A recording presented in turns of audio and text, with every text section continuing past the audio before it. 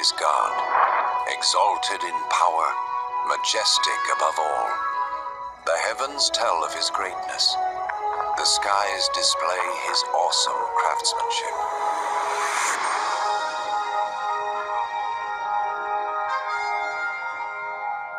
Day after day they continue to speak. Night after night they make him known. In creating the heavens, God also created the earth and formed man from the dust of the ground and breathed into his nostrils the breath of life.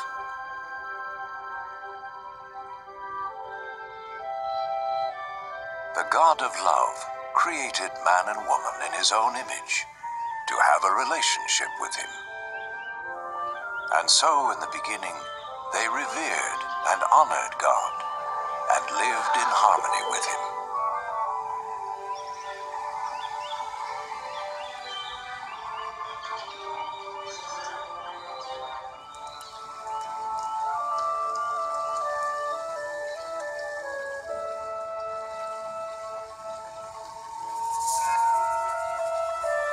This continued until one day Satan tempted the woman to eat the forbidden fruit, and she gave it to the man, who also ate. In so doing, mankind rebelled against God and went their own way. In so doing, mankind rebelled against God and went their own way.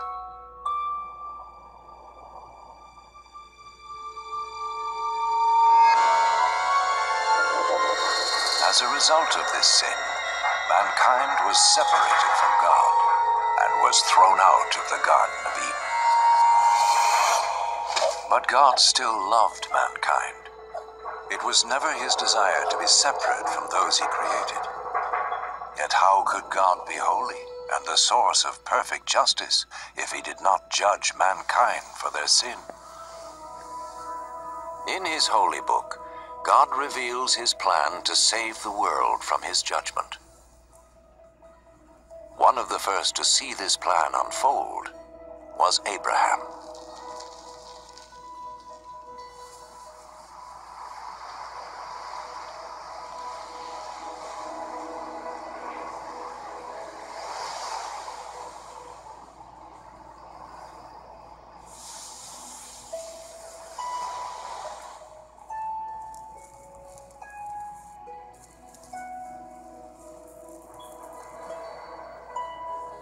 Abraham was a righteous man, whom God promised to bless and make his descendants as numerous as the sand of the sea and the stars of the sky.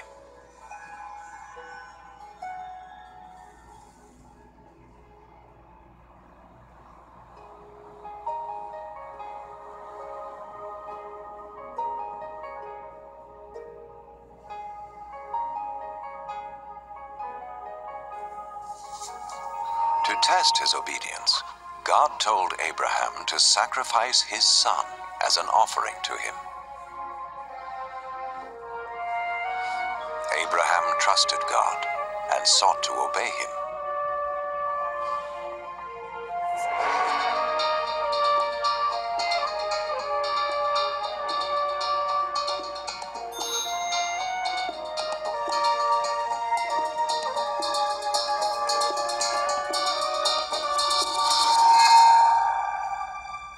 As he raised his knife to kill his son, the angel of the Lord stopped him.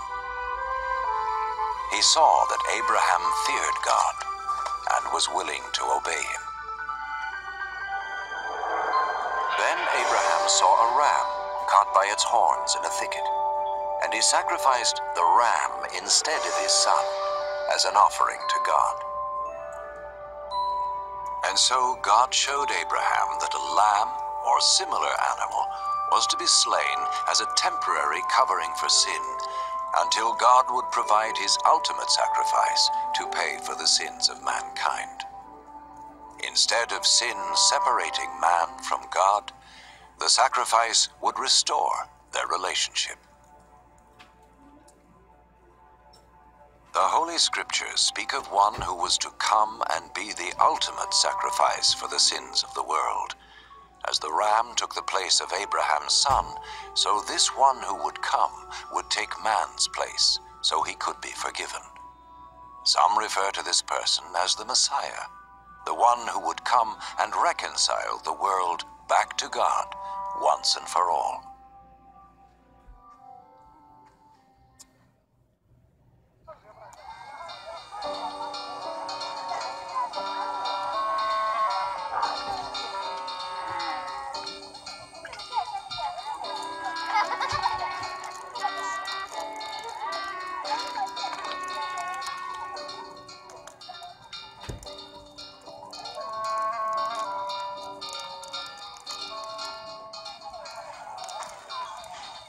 The prophets predicted many things in detail about the Messiah, hundreds of years before he appeared. The prophet Isaiah foretold that his birth was to be a miraculous one. A virgin would conceive a child who was to be called, in a spiritual sense, the Son of God. The prophet Micah predicted that the Messiah would be born in Bethlehem, while the prophet Zechariah foretold his entry into Jerusalem on a donkey and his betrayal by Judas, one of his followers.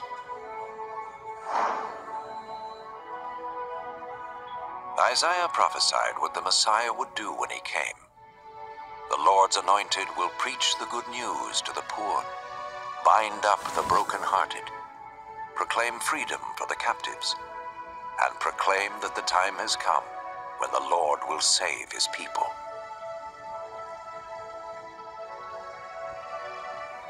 So who was the Messiah? In the 1st century, a prophet came called Jesus. Some thought he was the one the prophet spoke about. Could this be? Did his life fulfill what was predicted of him? Was Jesus more than a prophet? What follows is his story, based on eyewitness accounts as recorded in the Holy Scriptures. An actor plays the part of Jesus, and though no actor is worthy of such a role, it has been done so that we may understand and benefit from the life of Jesus.